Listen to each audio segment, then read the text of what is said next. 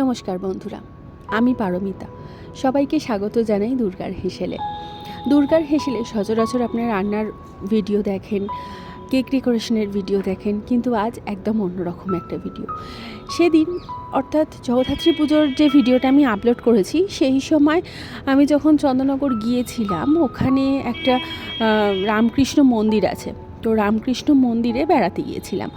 রামকৃষ্ণ মন্দিরে যখন আমি বেড়াচ্ছিলাম, তো সেই সময় ওখানে যে বাড়িটা রয়েছে, সেই বাড়ির সামনে এবং বাড়িটার আশেপাশে যে ঘরগুলো আছে, সেই বাড়িটার দোতলায় ভীষণ সুন্দর গাছ আছে। তো আমি সেটা শোনার পর আমি ওই যে রামকৃষ্ণ মন্দিরের যিনি ম্যানেজার ছিলেন, ওনার সাথে কথা বলার পর ওপরে গিয়ে সেখানে দেখলাম যে প্রচুর ক্যাকটাস। তো আমি সেই ক্যাকটাস বাগানের একটা ভিডিও করে নিলাম। তার মধ্যে একটা অর্কিড ছিল, ভীষণ সুন্দর রং অর্কিডটার। এছাড়া একটা ছিল সাদাতে কমলাতে অর্কিডের গাছ, কিন্তু সেটা তখন শুকিয়ে গেছে। তো তারপর সেখান থেকে যখন আস্তে আস্তে দেখছি বাগানে কিছু কিছু ক্যাকটাসে আবার ফুলও ধরেছে। তো অনেকে অনেক কথাই বলে যে ক্যাকটাসের ফুল ভালো নয়, এই সেই নানা রকম। তবে জানি না যে কি ভালো কি খারাপ, কিন্তু সত্যি বলতে কি, যদি আমার নিজের কথা বলি তাহলেও বলবো যে ক্যাকটাসের যে এত রকম গাছ হয় আমি কিন্তু এর আগে কখনো দেখিনি।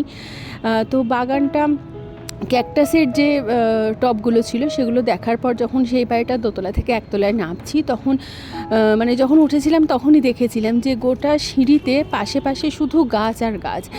এত সুন্দর সুন্দর পাতাবাহারের গাছ ছিল সেখানে, তো চোখ জুড়িয়ে যায়। আমি নিজে নামছি, নেবার পর একবার ক্যামেরাটা ঘুরিয়ে দেখাবো আপনাদের, আপনারা দেখুন যে কত সুন্দর লাগে যখন এরকম একটা সিঁড়ি দিয়ে কেউ বাড়ি দোতলায় ওঠে।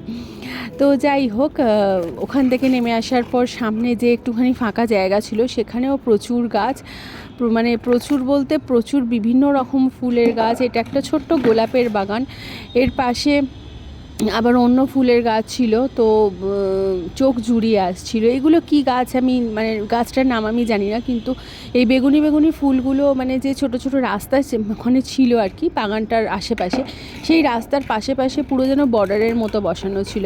এত সুন্দর লাগছিল বাগানটা। তাই ভাবলাম যে আপনাদের সাথে রান্নার বাইরে একটা বাগানের ছোট্ট বাগানের ভিডিও শেয়ার করি। তো আমার চ্যানেলে যে ভিডিওগুলো আপনারা দেখেন কেমন লাগেন আমাকে নিশ্চয়ই জানাবেন।